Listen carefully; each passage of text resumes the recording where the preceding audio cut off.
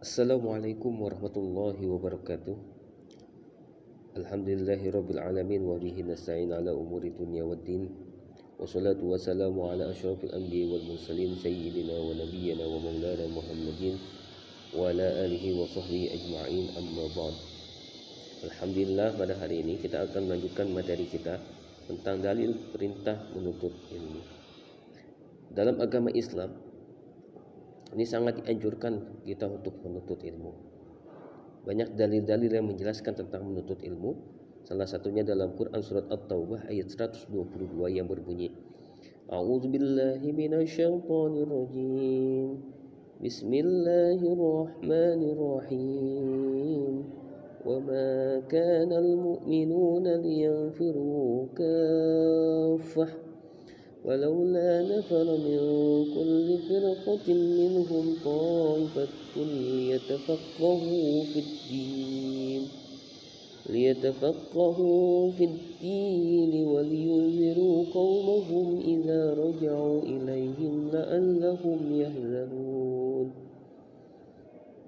Yang artinya, dan tidak sepatutnya orang-orang mukmin itu semuanya pergi ke medan perang. Mengapa sebagian dari setiap golongan di antara mereka tidak pergi untuk memperdalam pengetahuan agama mereka dan untuk memberi peringatan kepada kaumnya apabila mereka telah kembali agar mereka dapat menjaga dirinya. Nah, dalam buku Al-Quran dan tafsir Kementerian Agama Republik Indonesia dijelaskan bahwa Allah SWT menyatakan bahwa tidak semua orang beriman harus ikut berperang apabila perang tersebut dapat dilakukan oleh sebagian umat Islam. Jadi kalau hanya bisa sebagian umat saja yang perang, maka sebagian lagi itu dianjurkan dan diharuskan untuk menuntut ilmu. Nah, tujuan untuk menuntut ilmu dan mendalami ilmu agama adalah untuk mencerdaskan umat dan mengembangkan ajaran Islam supaya dapat disebarluaskan dan dipahami semua oleh orang yang ada di masyarakat. Nah, pada kenyataannya di dalam kehidupan masyarakat tidak semua umat Islam mampu mendalami agama Islam terkait dengan kesibukan profesinya. Oleh karena itu harus ada sebagian dari umat Islam yang menggunakan waktu dan tenaganya untuk menuntut ilmu dan mendalami ilmu agama. Dengan demikian proses penyebaran ilmu tersebut dan aktivitas dakwah Islam tetap berjalan dengan baik. Nah, kewajiban menuntut ilmu menurut pengertian yang tersurat dari Quran surat At-Taubah ayat 122 adalah ilmu dalam bidang agama yang berisikan sistem dan ajaran keimanan dan peribadatan kepada Tuhan yang Maha Kuasa serta tata cara berhubungan dengan pergaulan sesama manusia dan lingkungannya. Oleh karena itu setiap ilmu pengetahuan yang bermanfaat dan dapat mencerdaskan kehidupan umat Islam dan tidak bertentangan dengan norma-norma agama wajib hukumnya untuk dipelajari. Nah, oleh karena itu umat Islam ditunjuk oleh Allah SWT sebagai khalifah di muka bumi, maka Allah SWT memerintahkan untuk memakmurkannya dan menciptakan kehidupan yang baik. Ilmu pengetahuan merupakan sarana untuk mencapai tujuan tersebut. Jadi dengan ilmu pengetahuan maka kita bisa menjaga, memakmurkan kehidupan yang ada di muka bumi ini. Nah, bagaimana sih etika dalam menuntut ilmu? Nah, dalam menuntut ilmu nggak sembarangan, ada etika-etika yang harus kita perhatikan dalam menuntut ilmu. Yang pertama adalah meluruskan niat. Dalam ajaran Islam segala sesuatu yang bernilai ibadah itu tergantung dari niat dan tujuannya. Oleh karena itu ketulusan niat bagi orang yang menuntut ilmu sangat ditekankan agar dengan niat yang ikhlas tersebut mampu mengantarkan orang tersebut berhasil dan sukses dalam menjalani kehidupan kelak.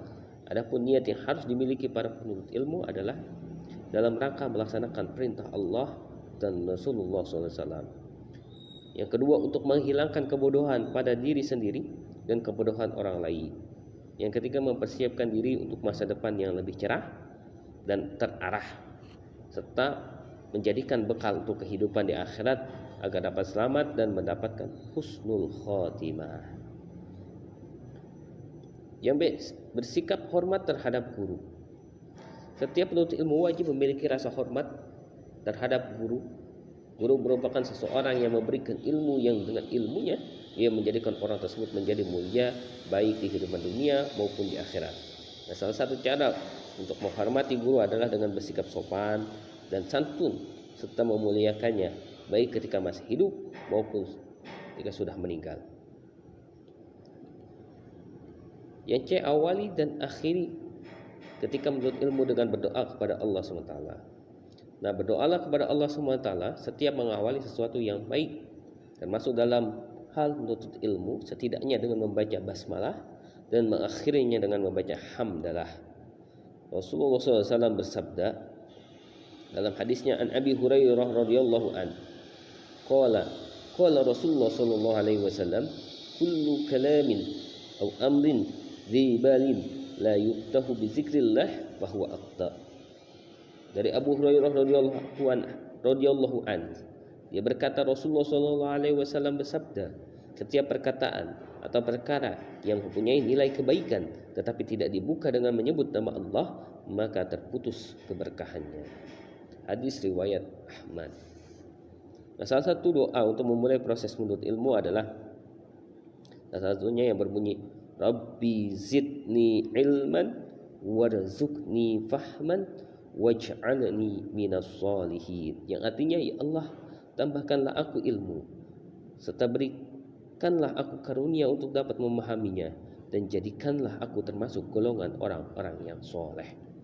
Dan salah satu doa yang dibaca setelah selesai menuntut ilmu adalah Allahumma arinal haqqa haqqa warzuqna ittiba'ah wa arinal batila batila warzuqna istinabah. Yang artinya, ya Allah, tunjukkanlah kepada kami yang benar itu benar dan berikan karunia kepada kami agar dapat mengikutinya, dan tunjukkanlah kepada kami yang buruk itu buruk dan berikan kemampuan agar kami dapat menjauhinya. Nah, selanjutnya, materi kita selanjutnya adalah kiat-kiat dalam menuntut ilmu. Bagaimana sih cara kita untuk menuntut ilmu? Nah, yang perlu diperhatikan adalah yang A, penuhi etika dalam menuntut ilmu. Seseorang yang menuntut ilmu harus meluruskan niat hanya karena Allah, berdoa kepada Allah setiap memulai dan mengakhiri pembelajaran, serta memuliakan guru, karena guru adalah orang yang memberikan ilmunya secara ikhlas kepada kita. Maka kita harus muliakan guru kita. Kita sayangi guru kita agar ilmunya dapat kita terima dengan baik.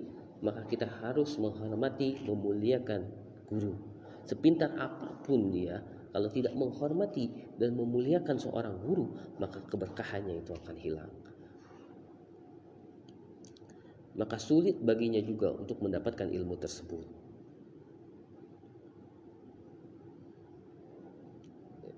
Yang B, hindari perbuatan maksiat. Berbuat maksiat merupakan salah satu penghalang dalam menuntut ilmu. Karena dengan berbuat maksiat membuat seseorang menjadi tidak fokus tentang apa yang dipelajari. Jadi hilangkan dulu maksiat-maksiat. Ya, jauhi perbuatan-perbuatan maksiat. Yang selanjutnya adalah C, mengamalkan ilmu yang sudah dapat. Kalau sudah dapat ilmu, ya langsung diamalkan agar ilmu itu tetap menempel pada diri kita. Bukan hanya pada otak saja. Nanti kalau sering diamalkan, maka itu tertancap dalam hati ilmu tersebut. Yang dia memiliki semangat, kesungguhan, dan tidak mudah putus asa. Kesungguhan dalam menuntut ilmu merupakan suatu keharusan bagi seorang penuntut ilmu, kesiapan jiwa dan raga, dan pengorbanan waktu, tenaga, serta biaya merupakan bagian dari kesungguhan. Bentuk dari semangat dan kesungguhan dalam menuntut ilmu dapat berupa kerja keras untuk bisa menguasai ilmu tersebut dengan cara mencatatnya dengan baik dan mau mengulangi kembali, membaca-baca materi-materi yang sudah dipelajari.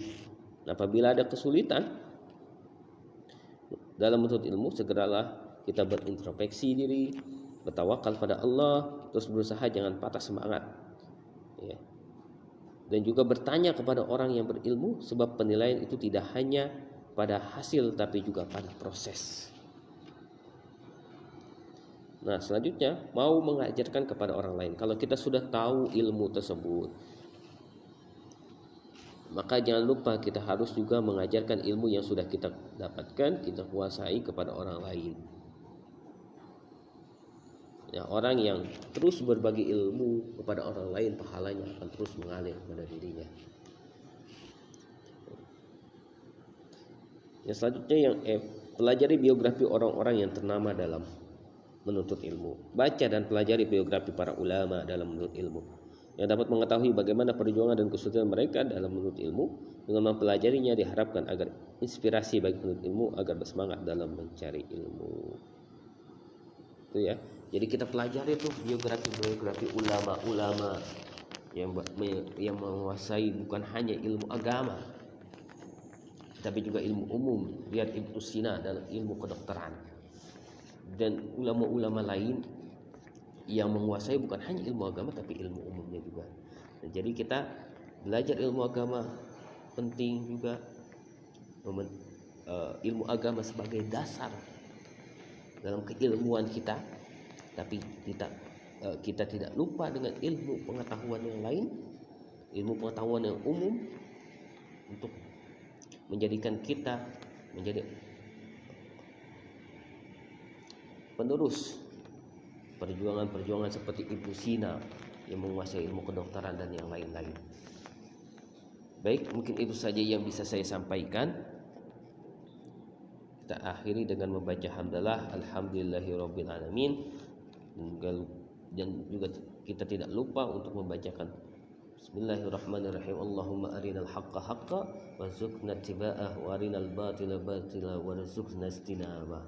Amin ya rabbal alamin. Subhanakallahumma wa bihamdika asyhadu an la ilaha illa anta astaghfiruka wa atubu ilaik. Sallallahu ala sayyidina Muhammadin nabil ummi wa alihi wasallam.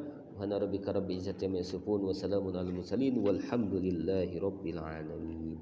Assalamualaikum warahmatullahi wabarakatuh.